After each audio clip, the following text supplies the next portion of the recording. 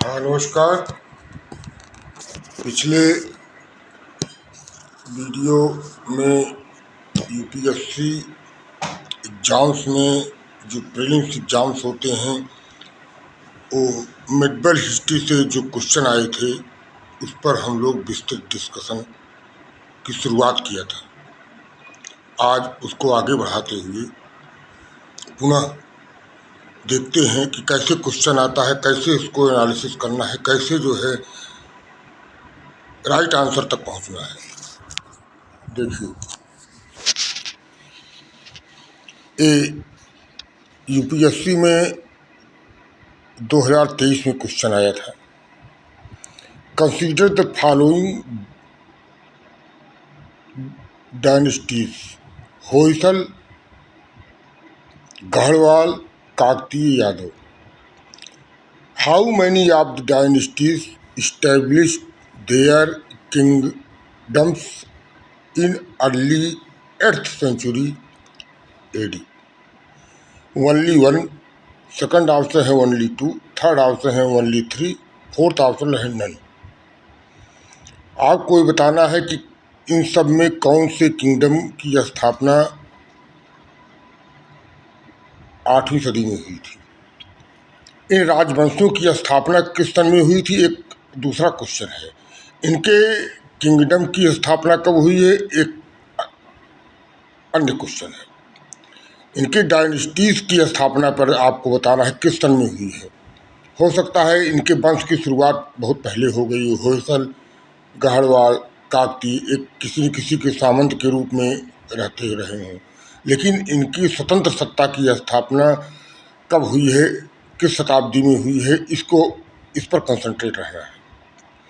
आइए देखते हैं होयसल का इतिहास क्या है और उनकी स्थापना कब हुई है। आप क्वेश्चन पर आप ध्यान दीजिए, क्वेश्चन पर कंसंट्रेट रहिए। देखिए, ये क्वेश्चन है।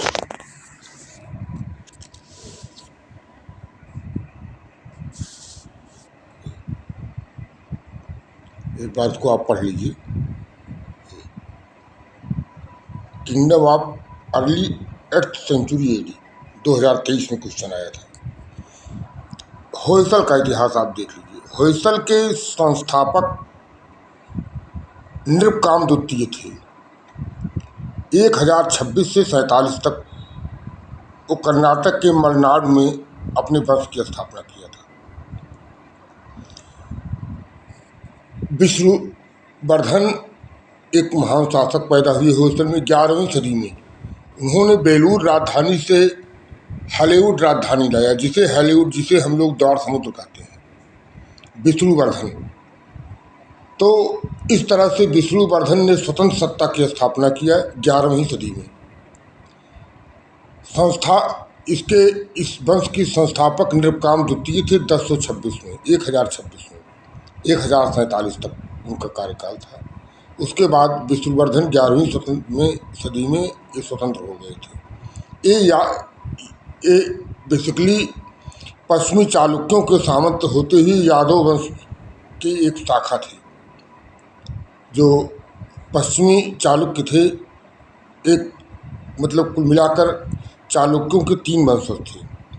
एक बादामी के चालुक्य, एक पूर्वी चालुक्य, एक पश्चिमी चालुक्य।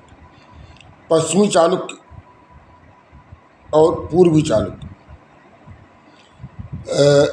जो बादामी के चालुक्य थे पुलकेशिन प्रथम और पुलकेशिन द्वितीय, ये 6वीं से 8वीं शताब्दी तक के इनका शासनकाल था। और पूर्वी चालुक्य विष्णुवर्धन जो पुलकेशिन द्वितीय के भाई थे, वो राजमुंद्री राज महेंद्रवरम से शासन करते थे। बाद में चोलों में विलय हो जाता है। ये पूर्वी चालुक्य हैं जो कन्नड़ प्रदेश, कन्नड़ भाषाई क्षेत्र का जो एरिया है उस पर शासन करते थे। और जो पश्चिमी चालुक्य हैं वो उनकी स्थापना 10वीं शताब्दी में होती है, 12वीं शताब्दी तक चलती है। छठी से 8वीं शताब्दी में जब बादामी के चालुक्यों का एक तरह से अधोपतन हो जाता है तो 10वीं शताब्दी में पुनः रिस्टोर करते हैं अपने आप को पश्चिमी चालुक्य और कल्याणी से शासन करते हैं। तैलप द्वितीय 957 ईस्वी में कल्याणी के चालुक्यों के नाम से प्रसिद्ध होता है और पश्चिमी चालुक्यों की स्थापना होती है। इनसे यादव वंश निकलते हैं, देवगिरी के यादव वंश। ये जो है पश्चिमी चालुक्यों के सामंत थे। इन्हीं यादव वंश से जो है होयसल राज्य की शुरुआत होती है, जो नृपकाम द्वितीय के नाम से शासन चलती है। इनका शासन, होयसलों का शासन दक्षिणी भारत में है। तो कुल मिलाकर होयसल सोवरेनिटी जो है इनकी स्थापना 1026 में है, 11वीं सदी कह सकते हैं। 11वीं सदी में नृपकाम द्वितीय ने स्थापना किया थी होयसल वंश की। दूसरे हैं यादव वंश। अब आ जाइए गढ़वाल, सेकंड ऑप्शन। गढ़वाल का कार्यकाल आप याद करिए तो गढ़वाल के जयचंद जो है वो तराइन के युद्ध में पृथ्वीराज चौहान, जो पृथ्वीराज तृतीय के खिलाफ जो है मोहम्मद गोरी, जैसा कि इतिहास में कहते हैं कि इन्होंने मोहम्मद गोरी का समर्थन किया या न्यूट्रल रहे होंगे, लेकिन ये कार्यकाल वही है जो कार्यकाल पृथ्वीराज चौहान का है। तो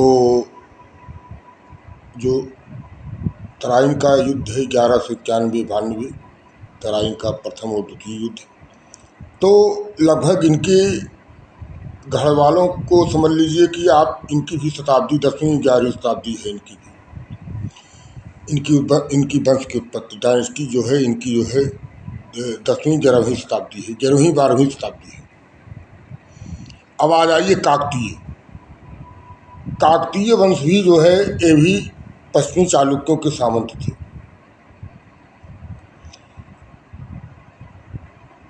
और इनका शासन 11वीं सदी में शुरू होता है। 11वीं सदी में प्रोल प्रथम ने काकतीय वंश की स्थापना किया था। प्रोल फर्स्ट ने 11वीं सदी में काकतीय वंश की स्थापना किया था और 12वीं से 14वीं शताब्दी तक इनका सॉवरेन शासन चलता था, इनका स्वतंत्र शासन चला। और इनकी इस तरह से 12वीं से 14वीं शताब्दी तक पश्चिमी चालुक्यों के सामंत से जो है इनकी मुक्त होकर स्वतंत्र सत्ता बनाते हैं। तो इनकी भी काकतीय वंश की भी जो किंगडम है वो 12वीं सदी की है। तेलंगाना आंध्र प्रदेश इनका जो है क्षेत्र था। और इनके महान शासक में प्रोल प्रथम, जैसा बताया कि 11वीं सदी में काकतीय वंश की स्थापना होती है। उनके शासकों में रुद्रमा देवी पहले शासक, उनके महान शासक प्रताप रुद्रदेव फर्स्ट, फिर गणपत देव, फिर रुद्रमा देवी। ये तैलप द्वितीय चालुक्य को परास्त करके काकतीय वंश की स्थापना होती है। ये 1163 में यादवों वेलनाड के चोलों को मदुरई के पांड्यों को हराकर अपनी साम्राज्य विस्तार करते हैं। किसको किसको हराते हैं? यादवों को, देवगिर के यादवों को, वेलनाड के चोलों को, मदुरई के पांड्यों को हराकर अपने साम्राज्य का विस्तार करते हैं। अब आता है चौथे पर यादव। यादव को भी बताए कि नर्मदा से तुंगभद्रा नदी के बीच का इनका जो क्षेत्र था वो यादवों का था। यादवों का मतलब ये हो गया देवगिर के यादव बने। देवगिर जो सब्सिक्वेंट दौलताबाद कहा गया महाराष्ट्र में है, देवगिर के यादव। तो इनके भी जो है स्वतंत्र सत्ता, यादव वंश की स्वतंत्र सत्ता पश्चिमी चालुक्यों को परास्त करके उत्पन्न होती है और 850 से 1334 ईस्वी तक शासन सत्ता करते हैं। और दृढ़ प्रहार इनके जो है देवगिरी शासक थे, दृढ़ प्रहार ने देवगिरी वंश की स्थापना किया था। स्यौना बोलते हैं शासक इनकी जो थी। फिल्मा और महादेव ये लोग जो है, बाद में खलजी ने महमूद खलजी ने इनको जो है रामदेव यादव को परास्त कर दिल्ली सल्तनत मिला लेते हैं। बाद में फिर 1336 में विजयनगर साम्राज्य जो है के अधीन हो जाते हैं। और इस तरह से यादव वंश की भी शुरुआत जो है 850 से 1334 मतलब 9वीं शताब्दी से 14वीं शताब्दी तक इनका वंश चलता है। और वास्तव में सत्ता जो है 1173 से 1334 तक चलता है, जब तक अलाउद्दीन खिलजी अपने अधीन नहीं कर लेता है। तो कुल मिला के 12वीं से 14वीं शताब्दी इनकी स्वतंत्र सत्ता चलती है। वैसे इनकी वंश की स्थापना तो 850 में हो गई थी, 9वीं शताब्दी में। इस तरह से आप देखते हैं तो किसी की भी जो है किसी भी किंगडम की जो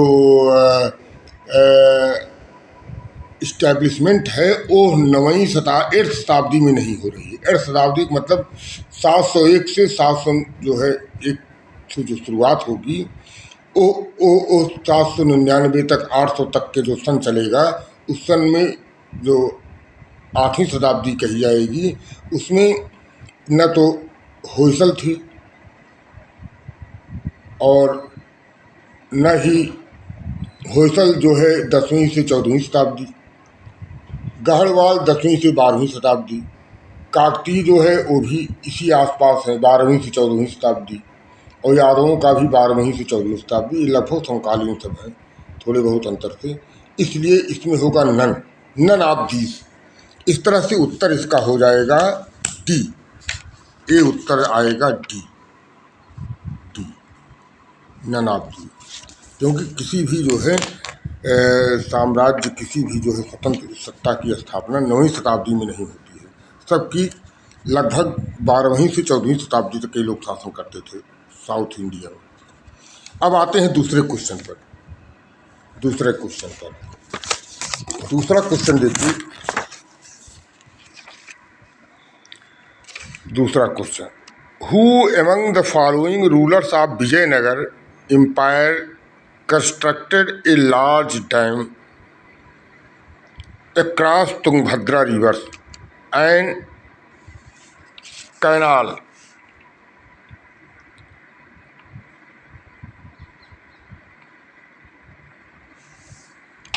several kilometers long from the river of the capital city। मतलब इनका क्वेश्चन का ये है कि विजयनगर के किस राजा ने जो है तुंगभद्रा नदी पर बांध बनवाए और नदियां निकलवाया, नदियां और नहरें।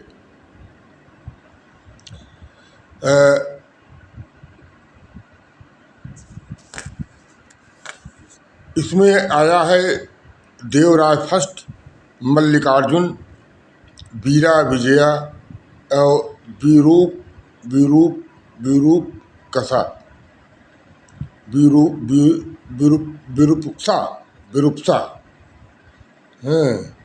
इन सब में कौन जो है इन सब की स्थापना किया था? कुछ विजयनगर साम्राज्य ने तुंगभद्रा नदी पर बांध बनवाए। इसका उत्तर है देवराय प्रथम। देखते हैं देवराय प्रथम का शासन कैसे चलता है। देवराय प्रथम 1406 से 1423 ईस्वी तक जो है सत्ता इनकी चलती है। और ये जो है संगम वंश के जो है ये महान राजा थे, संगम वंश के। और 1406 से 1423 ईस्वी तक तुंगभद्रा नदी पर इन्होंने बंधे बनवाए। और तुंगभद्रा नदी और कृष्णा नदी के बीच का जो रायचूर दोआब है, उसको और अधिक उर्वर और अधिक जो है उत्पादक बनाने के लिए नहर कैनालों को इस्टेब्लिश किया, जिसके लिए विजयनगर और बहमनी के राज सत्ताओं के बीच हमेशा संघर्ष की स्थिति बनी रहती थी। तुंगभद्रा और कृष्णा नदी के बीच के रायचूर दोआब, इसलिए उर्वर हो गया कि देवराय प्रथम ने नहरों का डैम बनाकर नहरों का निर्माण किया और सिंचाई के साधन और जल परिवहन के साधन को आगे बढ़ाया। इस तरह से इसका आंसर होगा ए, देवराय फर्स्ट। ए, इसका आंसर होगा देवराय फर्स्ट ए। अब अगला क्वेश्चन देखते हैं। अगला क्वेश्चन क्या है? अब आप फिर से देखिए, देवराय फर्स्ट, इसका आंसर होगा कि किसने तुंगभद्रा नदी पर बंधे बनवाए? वो हैं देवराय फर्स्ट। देवराय फर्स्ट। अब अगला क्वेश्चन है 2022 में आया है, इन मैचिंग करनी है। Consider the following pairs. आपको देखना है कि how many pairs given above are correctly matched. अब देखिए, पहला है ननुक्का। ये ननुक्का राजा है, चंदेल। चंदेल से है, परमार से है, किससे है, ये मैच कराना है। जय शक्ति, नागभट्ट सेकंड, भोज। इनको इसमें देखना है कौन करेक्ट मैच करा रहा है। ननुक्का चंदेल, जयशक्ति परमार, नागभट्ट द्वितीय गुर्जर प्रतिहार, भोज राष्ट्रकूट। इनमें आप बताइए कौन राइट मैच है, कौन कौन इसमें जुड़े। ये 2022 क्वेश्चन आए थे और इसमें आपको एनालिसिस के साथ जो है थोड़ा सा इसको अध्ययन कर लिया जाए। तो इसमें आपको देखिए कि चंदेल, चंदेल नंबर 1 पर है, चंदेल। ननुक्का, ननुक्का चंदेल। ननुक्का जो था ये चंदेल डायनेस्टी का संस्थापक था। 831 ईस्वी में चंदेल शासन की जो है वंश की स्थापना किया था। ये बुंदेलखंड के राजा थे चंदेल। डायनेस्टी जो है 831 ईस्वी में नानुक्का, ननुक जो है इसके संस्थापक थे। राइट मैच है ये। उसके बाद जो है विजय शक्ति, जिसको जेजका भुक्त बोला जाता था, और जनशक्ति 865 से 885 तक ये लोग सब शासन करते रहे, चंदेल वंश। और ये चंदेल वंश कौन थे? मान्यखेट के राष्ट्रकूटों के सामंत थे। राष्ट्रकूटों को सामंत, राष्ट्रकूट जो थे मान्यखेट से शासन करते थे और ये उनके सामंत हुआ करते थे चंदेल। और खजुराहो से 13वीं शताब्दी में शासन करते थे।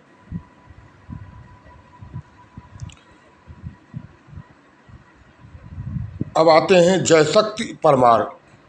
जयशक्ति परमार सही है कि नहीं ये देखना है।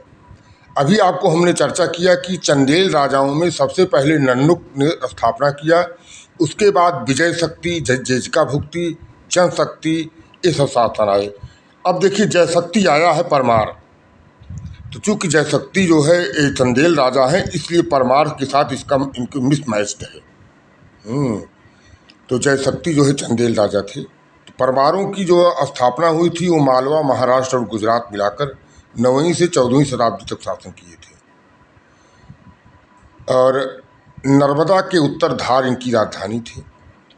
इनके महान शासक जो थे भोज, मुंज शासक थे। और कृष्ण राजा ने परमार वंश की स्थापना किया था। नर्मदा के उत्तर धार इनकी राजधानी थी। भोज और मुंज इनके शासक थे। तो भोज जो है ये राष्ट्रकूट दिया हुआ है, ये गलत है। जयशक्ति परमार है, ये भी गलत है, वो चंदेल राजा थे। भोज जो थे वो परमार राजा थे। ठीक। अब आते हैं गुर्जर प्रतिहार। गुर्जर प्रतिहार 8वीं से 11वीं सदी तक शासन करते थे और इनकी कन्नौज से शासन करते थे। गुर्जर प्रतिहार 8वीं से 11वीं सदी कन्नौज से शासन करते थे।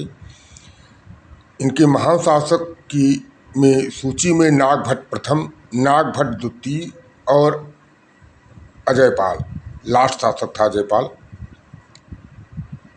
जिसको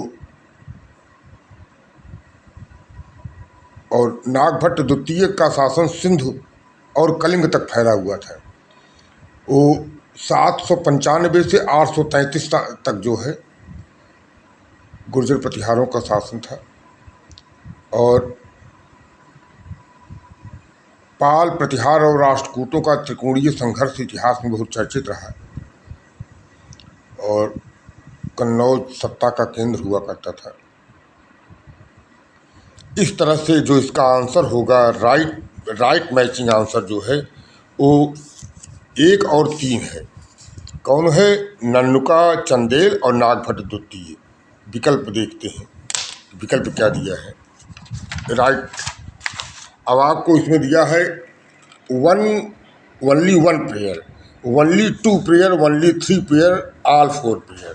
तो आंसर होगा only 2 pair, B, only 2 pair. कौन कौन 2 पेयर हैं? नन्नुका चंदेल वंश के स्थापक थे और जयशक्ति चंदेल राजा थे। ये परमार नहीं थे। ये गलत था, दूसरा गलत है, पहला सही है, तीसरा सही है। नागभट्ट द्वितीय गुर्जर प्रतिहार, भोज जो थे राजपूत नहीं थे, परमार थे। इस तरह से 2 विकल्प सही है। 2 विकल्प जो है ओनली 2 पेयर्स, बी सही है। अब अगला क्वेश्चन देखते हैं। योग Vashishtha was translated in Persian by Nizamuddin Panipat during the regime of Akbar, Humayun, Shahjahan, Aurangzeb. किसके काल में योग वशिष्ठ का अनुवाद निजामुद्दीन पानीपत ने फारसी में किया था? योग वशिष्ठ का अनुवाद फारसी में निजामुद्दीन पानीपत ने किया था। तो पूछ रहा है किसके शासनकाल में किया था। आपको करेक्ट आंसर बताना है।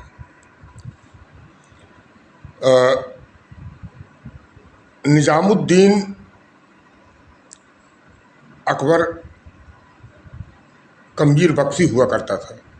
मीर बख्शी मतलब फाइनेंस एंड अकाउंट मिनिस्टर होता था।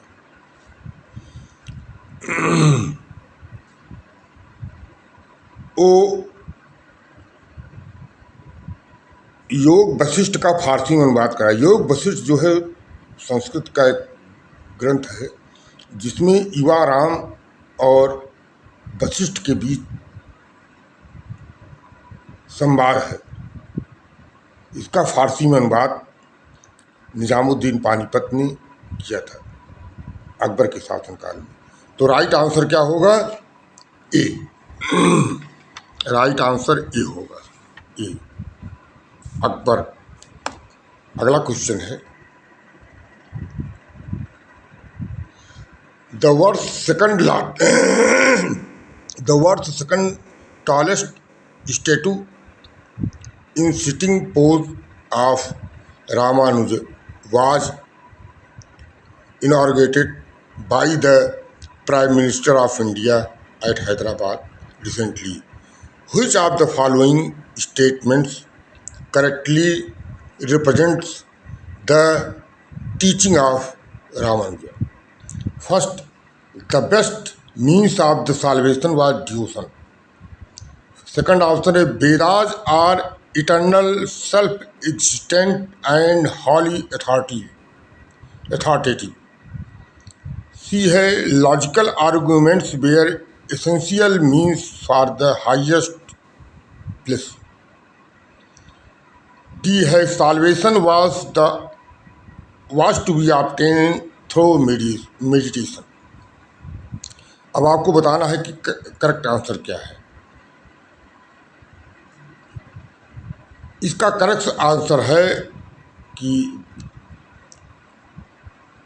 जो करेक्ट रिप्रेजेंट करता है रामानुजाचार्य के जो विचारधारा को, वो है कि the best mean of solvation was devotion.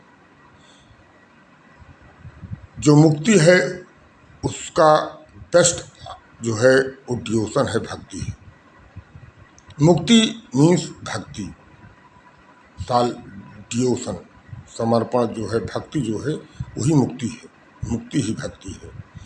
ये जो रामानुजाचार्य थे, रामानुजाचार्य 11वीं और 12वीं शताब्दी के फिलासफर हुआ करते थे, दार्शनिक, और विशिष्ट द्वैतवाद सिद्धांत के अनुयायी थे।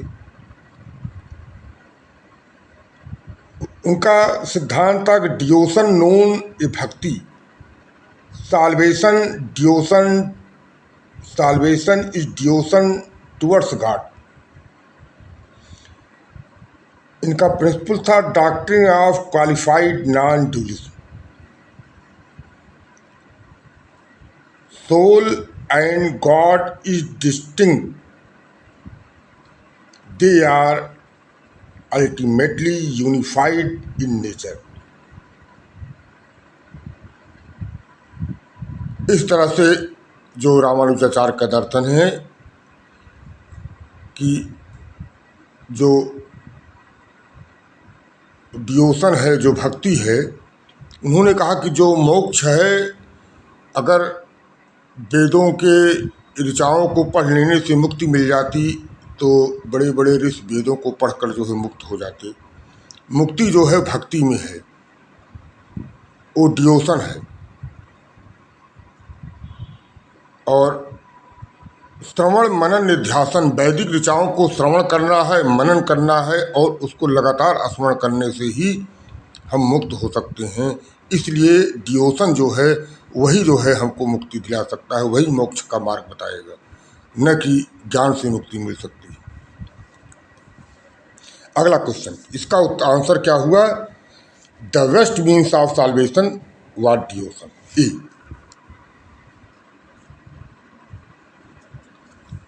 अब अगला क्वेश्चन देखिए, in medieval India the term fanam refer to clothing, coins, ornaments, weapons. अब आपको देखते हैं कि ए फनाम जो ये टर्मोलॉजी किस रेफरेंस में आई है। ये फनाम टर्मोलॉजी जो थी वो एक तरह से कॉइन्स है। ये साउथ इंडिया में इसको पहले चोलों ने शुरू किया था। चोलों के बाद ये मद्रास प्रेसिडेंसी में भी अंग्रेज़ों ने, ईस्ट इंडिया कंपनी ने इस फनाम जो है मुद्रा को आगे बढ़ाया था। एक तरह से ये जो है ये तमिल नाम है फनाम। तो एक तरह से ये सिल्वर और गोल्ड का होता था कॉइन्स, फनाम। तो करेक्ट आंसर होगा ए। करेक्ट आंसर होगा बी, कॉइन्स। फनाम क्या था? Coins, B. इस सोने और चांदी का, सिल्वर और गोल्ड का होता था, चोलों द्वारा प्रचलित किया गया था, और ये जो है मद्रास प्रेसिडेंसी में ईस्ट इंडिया कंपनी के समय तक प्रचलित था। अगला क्वेश्चन,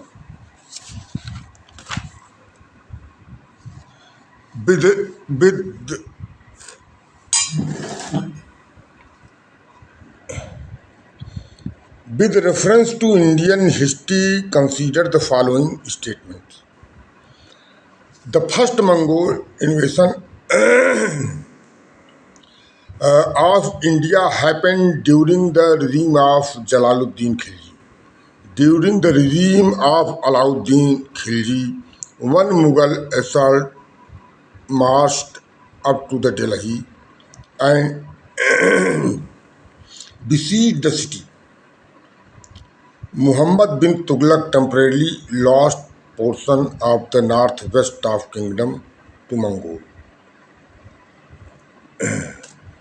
इसमें पूछ रहा है कि which the statement given above is are correct. तो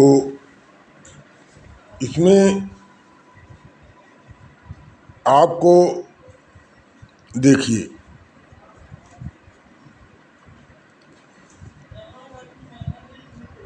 मंगोलों का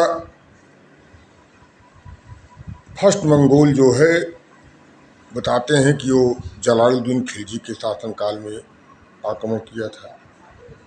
अलाउद्दीन के काल में एक मंगोल जो है वो दिल्ली तक मार्च किया था। और Muhammad bin Tughlaq temporary lost portion of the north west of the kingdom, जो नॉर्थ वेस्ट है, उत्तरी पश्चिमी जो राज्य हैं, वो जो है वो मंगोलों द्वारा छीन लिया गया था।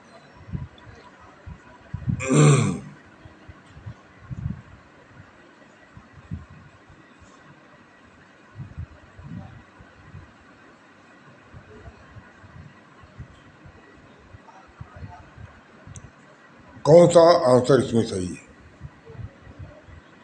तो इसमें जो आंसर है वो है अलाउद्दीन खिलजी के काल में लगभग जो है सारे मंगोल आक्रमण हुए। तो अलाउद्दीन खिलजी का शासन जो था वो 1297 से 1306 तक था। मंगोल जो थे वो मध्य एशिया के जो है चगताई तुर्क थे। वो रेशम के मार्ग पर आक्रमण किया करते थे, जिससे कि चीन भी प्रभावित था, इसलिए चीन की दीवार बनवाई गई थी और वो भारत पर भी उनका जो है आक्रमण हुआ करता था। तो इसके लिए अलाउद्दीन खिलजी ने काफ़ी तैयारी की थी। अलाउद्दीन खिलजी ने 1298 में और 1299 में जो मंगोल आक्रमण हुए, उसके लिए 1298 उलग खान को और 1299 जफर खान को इसके लिए जो है सैन्य अभियान में भेजा था और मंगोलों को परास्त करके वापस किया गया। और यहाँ तक कि जो मंगोल थे वो दिल्ली तक बढ़ के चले गए थे। इसलिए जो है इसमें जो आंसर है वो होगा बी।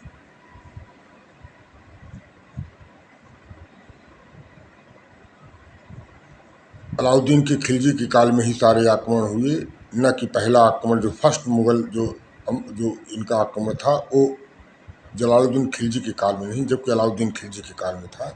वो था 1297 में। और मोहम्मद बिन तुगलक का ये भी क्वेश्चन जो है गलत है। और मंगोलों ने कोई भी जो है पोर्शन किसी पे कब्जा नहीं कर पाए, वापस चले गए थे मध्य एशिया जहाँ से आते थे। और केवल इसका एक ही आंसर सही है, बी। तो इसका क्या आंसर होगा? बी। ए है बी। बी।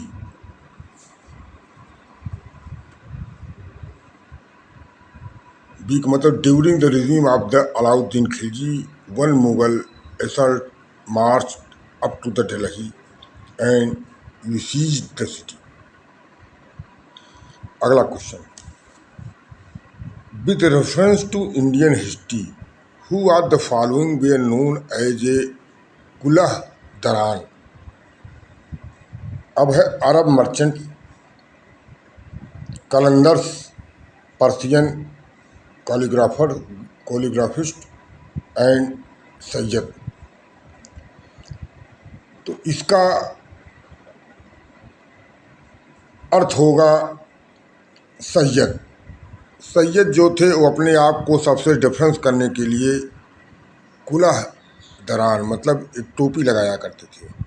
कुलह दरान जो एक तरह से विशिष्ट टोपी होती थी जिसको लगाते थे सैयद, जिससे लगे कि हम जो है और अन्य जो है मुस्लिम जो कैटेगरीज हैं उनसे हम उस ऊपर हैं। इसके लिए जो है ये लोग लगाते थे। और कुलह जो है एक तरह से दिल्ली सल्तनत की जो सैयद थी यही ये लगाते थे। कुलह जो टोपी लगाते थे, डिस्टिंक्शन जो है डिस्टिंग्विश करने के लिए आप अन्य लोगों से। तो इस तरह से इसका आंसर होगा Syed, D.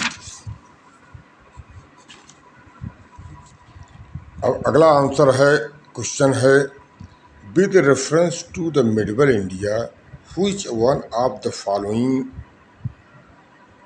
correct sequence ascending order in terms of the size?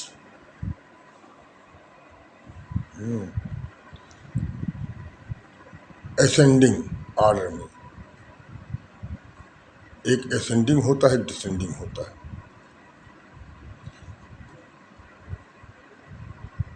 आपको दिखाना है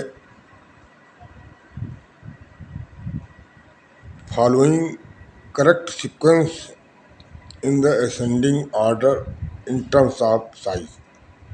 जो साइज है, एरिया है, उसके हिसाब से मिडल इंडिया में जो प्रशासनिक व्यवस्था थी उसका क्या है।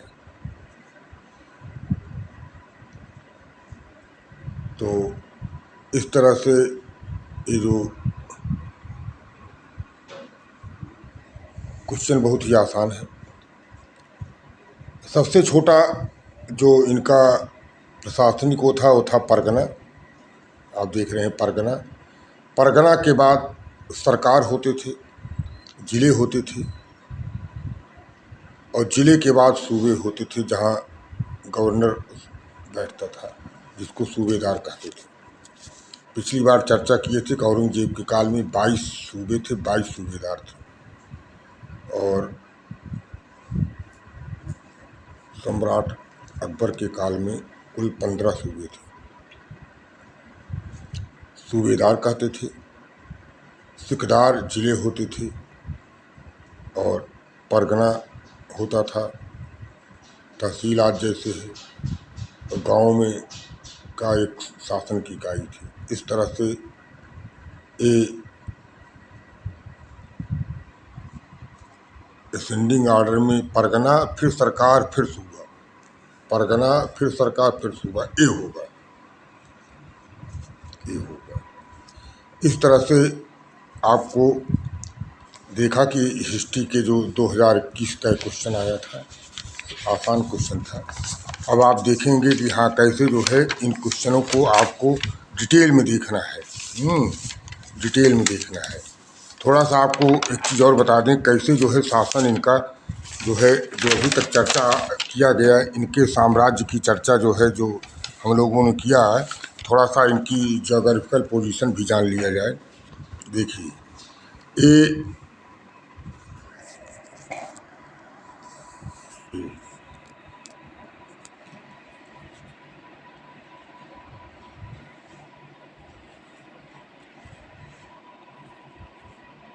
ये इंडिया का मैप है, और इस मैप में आपको देखिए इंडिया का मैप है, इसमें आपको दिखाते हैं कैसे कहाँ कहाँ किसका शासनकाल है। ये आप ये देखिए, ये शासन जो है ये होयसल है, ये होयसल है, होयसल शासन यही था। और यादवों का शासन देखिए, यादवों का क्या